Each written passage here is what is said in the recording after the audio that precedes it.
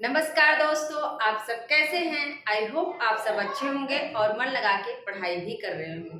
दोस्तों, लगातार मेहनत करते रहिए, आपको सफलता जरूर मिलेगी। और एग्ज़ाम भी नज़दीक आ रहा है, तो आप लोग असिस्टेंट प्रोफेसर के एग्ज़ाम को देखकर घबराने की ज़रूरत नहीं है।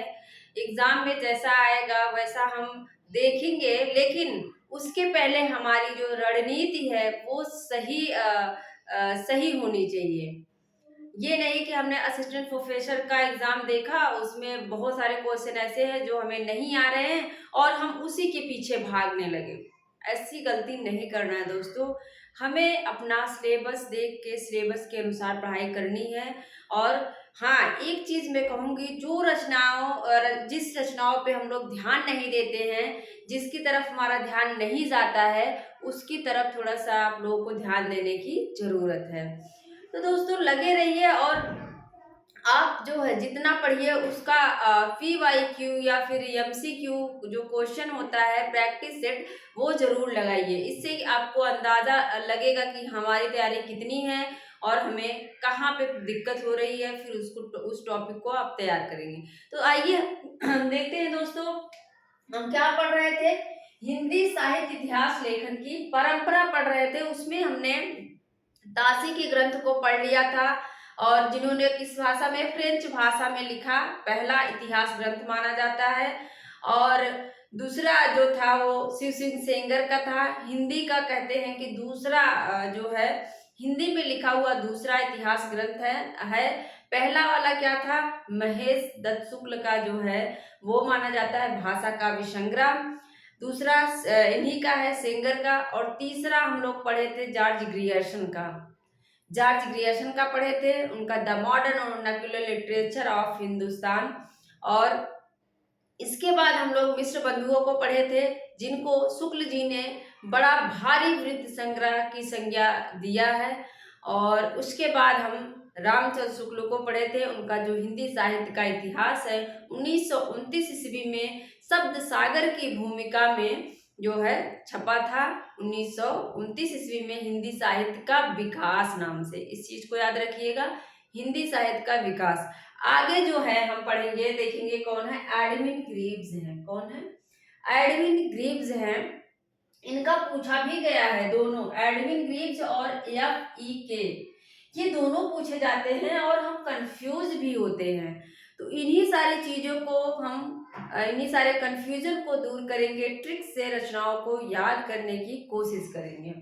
तो आइए देखते हैं एडविन ग्रीव्स। हमने याद किया था दोस्तों, एडविन ग्रीव्स, जब कोई आप स्केच बनाते हो, स्केच मतलब जब कोई आप चित्र बनाते हो, स्केच बनाते हो, तो क्या करोगे, ग्रीव्स मतलब गोज गाज देते हो, ऐसे ऐसे ऐसे, पहले ऐसे कुछ बनाना है ऐसे, तो क्या करोगे, गोज दोगे। कमल बनाना है ऐसे, तो क्या कर रहे हो, ये ग्रीव्स कर रहे हो। ग्रीव्स मतलब गोज रहे हो ना, ऐसे गोजा गाजी कर देते हैं ना बच्चे। तो वैसे जब आप गोजा गाजी करोगे तो क्या बन जाएगा, स्केच बन जाएगा। क्या बन जाएगा, स्केच बन जाएगा। इसलिए आप लोगों को याद हो जाना चाहिए कि ग्रीव्स करने पे, ग्रीव्स मतलब गोजा गाजी करने से क्या हो जा रहा है, एक स्केच बन जा रहा है। तो ये स्केच ऑफ हिंदी लिटरेचर किसकी रचना अगर पूछे तो एडविन ग्रीव्स की है, 1917 ईस्वी में। और इसके कितने भाग हैं तो याद रखना, 5 भागों में ये है। कितने भागों में, 5 भागों में है। अब दूसरे हैं F.E.K, बहुत पूछा जाता है। F.E.K ये क्या है, ए हिस्ट्री ऑफ हिंदी लिटरेचर। याद रखना हिस्ट्री शब्द को, यहाँ स्केच को याद रखना है और यहाँ पे आप लोगों को हिस्ट्री याद करना है। तो हमने याद कर लिया था दोस्तों, हिस्ट्री में क्या आ रहा है, बड़ी ई आ रहा है, और यहाँ पे भी क्या है, बड़ी ई दिया हुआ है।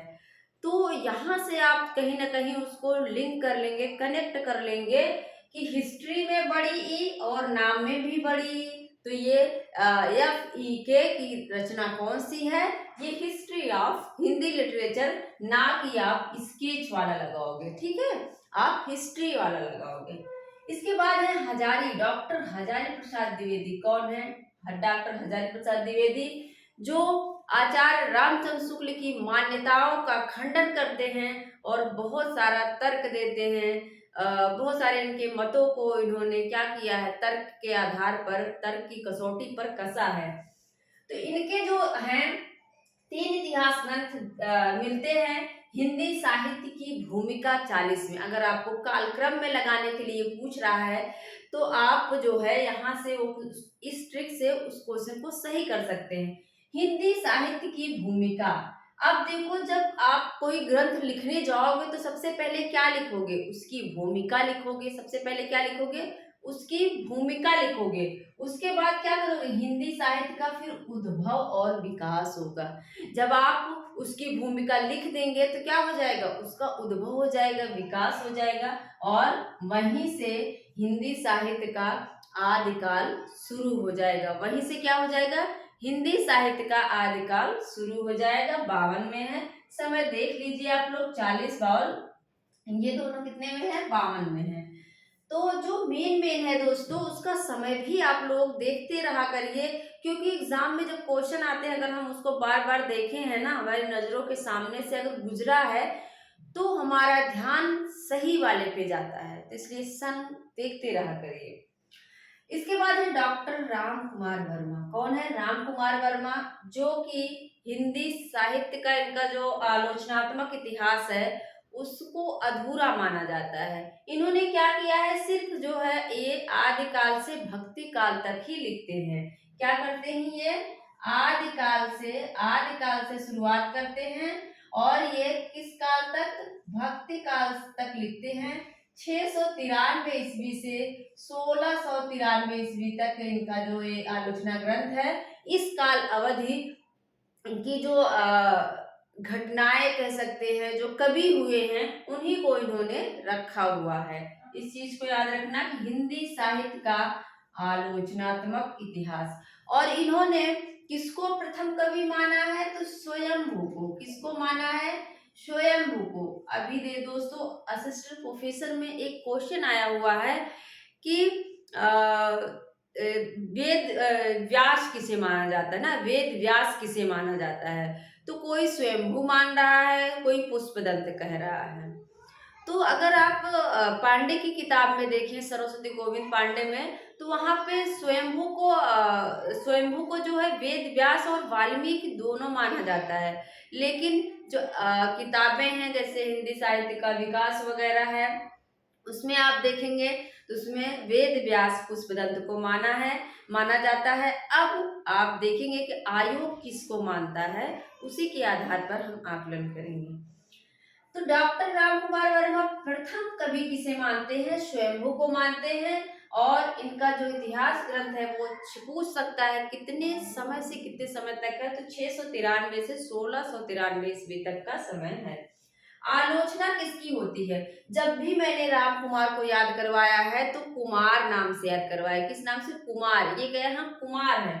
तो दोस्तों जो कुमार होता है ना, जो कुंवारे होते हैं, उनकी बड़ी आलोचना होती रहती है। क्या है, घूम रहा है, पढ़ता नहीं है, लिखता नहीं है, मतलब बस इधर उधर घूम रहा है, टाइम पास कर रहा है। तो आलोचना किसकी होगी, राम कुमार की, राम कुमार वर्मा। ठीक है। इसके बाद कौन है, राहुल सांकृत्यायन, जिसको घुमक्कड़ी के नाम से जाना जाता है। अथातो घुमक्कड़ जिज्ञासा, क्या है, अथातो घुमक्कड़ जिज्ञासा, इनका जो है इनको कहा जाता है, घुमक्कड़ी के लिए प्रसिद्ध है। और इनकी जो रचना है क्या है, हिंदी काव्य धारा। क्या है, हिंदी काव्य धारा के नाम से लिखते हैं 1944 ईस्वी में। अब याद रखो ये कैसे है, राहुल कैसे है, राहुल सांकृत्यायन, ये घुमक्कड़ी हैं, बड़ा घूमने में इनका बड़ा इंटरेस्ट था, घूमते थे। तो जब कोई घूमेगा तो कैसे, वो धारा में चलेगा, एक धारा में ऐसे जाएगा, मतलब उसको जहां जाना होगा धारा में जाएगा। सीधा कहीं जाना है वहां गया, फिर वहां से कहीं और, कहीं और, ऐसे मतलब वो जाएगा। तो इसलिए आप लोग लिंक कर लो, इसको कनेक्ट कर लो कि राहुल सांकृत्यायन जो है घुमक्कड़ी हैं और वो क्या करते हैं, एक धारा के साथ जो है घूमते हैं। क्या का, हिंदी काव्य धारा। इसके बाद है डॉक्टर गणपति चंद्रगुप्त। कौन है? डॉक्टर गणपति चंद्रगुप्त हैं। इनका है हिंदी साहित्य का वैज्ञानिक इतिहास। अब आप वैज्ञानिक शब्द को उठाइए, एक शब्द को उठाएंगे तो इस चीजें याद रहेंगी। वैज्ञानिक गणपति। अब देखो, जब गणेश जी का सर कट जाता है, शंकर जी की वजह से कट जाता है, तो उसको बड़े वैज्ञानिक तरीके से क्या होता है, उनके सर में हाथी का जो है सर लगाया जाता है, हाथी का सूंड लगाया जाता है। तो वैज्ञानिक तरीके से क्या होता है, वैज्ञानिक तरीके से किसका सर, किसमें सर लगता है? गणपति चंद्र, गणपति अर्थात गणेश जी। तो गणपति में क्या होता है, वैज्ञानिक तरीके से जो है हाथी का सर लगाया जाता है ना, वैज्ञानिक तरीके से। तो गणपति क्या हो जाएगा? हिंदी साहित्य का वैज्ञानिक इतिहास। बहुत ज्यादा पूछा जाने वाला ये क्वेश्चन है। हिंदी साहित्य का अतीत किसका है? तो अतीत किसका है? आचार्य विश्वनाथ प्रसाद मिश्र का है। यहाँ कंफ्यूज होते हैं हम बहुत, कभी मिश्र दे देगा और एक ऑप्शन में मिश्र दे देगा, एक में तिवारी दे देगा, एक में त्रिपाठी। तीन लोग मिलते हैं, मिश्र, तिवारी और त्रिपाठी, तीन लोग मिलते हैं, याद रखना। विश्वनाथ प्रसाद मिश्र, इनका है हिंदी साहित्य का अतीत। कितने भागों में है? तो दो भागों में है। कितने भागों में है? दो भागों में है। अब देखो अतीत शब्द, देखो अतीत में ना, जब आप अतीत में जाओगे ना तो बहुत सारी चीजें आपको मिश्रित मिलेंगी। क्या मिलेंगी? मिश्रित। याद कर लो तो मिश्र हो जाएगा, ठीक है। अतीत, जब आप अतीत में अपने जाओगे, अपने पास्ट में जाओगे, तो क्या होगा, बहुत सारी चीजें जो है आपको मिश्रित रूप में मिलेंगी। मिश्रित से क्या हो जाएगा? मिश्र। अतीत अगर आया तो अतीत से आपको तुरंत याद करना है, अतीत में अगर हम जाते हैं तो बहुत सारी चीजें हमें मिश्रित रूप में मिलती हैं, मिश्र रूप में मिलती हैं। तो विश्वनाथ प्रसाद मिश्र। इसके बाद है डॉक्टर राम स्वरूप चतुर्वेदी। इनका क्वेश्चन बहुत पूछा जाता है। इन्होंने छायावाद को शक्ति काव्य कहा है। क्या कहा है? शक्ति काव्य। जो ये है निराला की राम की शक्ति पूजा, निराला की जो राम की शक्ति पूजा है, उसी के आधार पर इन्होंने छायावाद को शक्ति काव्य की संज्ञा दी है। तो राम स्वरूप चतुर्वेदी, इनका है हिंदी साहित्य और संवेदना का विकास 86 ईस्वी में। तो आप लोग कभी अभी नहीं, अभी तो एग्जाम है, सामने एग्जाम लगा है, तो आप सब रिवीजन पे फोकस करिए। अगर आपके पास समय हो तो आप इसको पढ़ सकते हैं, हिंदी साहित्य और संवेदना का विकास, राम स्वरूप चतुर्वेदी। अब देखो, जब आप राम के स्वरूप को देखते हो ना तो क्या होता है, बड़ी संवेदना होती है। क्या होती है? आपके अंदर संवेदना आ जाती है ना, कि उनकी आंखें कितनी अच्छी हैं, उनके हाथ में धनुष बाण है, और उनका ज्यादातर वनवासी रूप हम देखने को पाते हैं, मंदिरों में कहीं भी हो देखो तो क्या होता है, उनका वनवासी रूप लोगों को ज्यादा भाता है, क्योंकि उन्होंने जो है, जो वनवास में उनकी भूमिका है, वो उनका स्थान जो है वो ऊपर उठा देती है। तो उनकी उनकी मूर्ति को देख के क्या होता है, संवेदना होती है। क्या होता है? संवेदना। राम स्वरूप चतुर्वेदी, हमने तो ऐसे याद किया था कि राम के स्वरूप को देखकर हमें क्या होता है, हमें संवेदना होती है, हमारे अंदर क्या होता है, बड़ी संवेदना होती है। नलिन विलोचन शर्मा, इनका क्या है?